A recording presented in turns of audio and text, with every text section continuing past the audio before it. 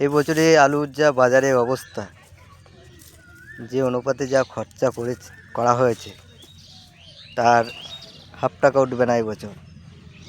আলুতে সবথেকে বেশি খরচা করা হয়, অন্যান্য চাষের থেকে আলুতে দ্বিগুণ বেশি খরচা।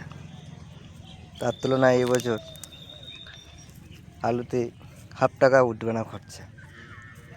50 কেজি প্যাকেটের 150 টাকা প্যাকেট, 150 টাকা প্যাকেট মাঠে কাটা হচ্ছে। বলো, চাষিদের সারা জীবন পরিশ্রম তো করতেই হয়, পরিশ্রম করার পরে যা আয় হয় অর্থ,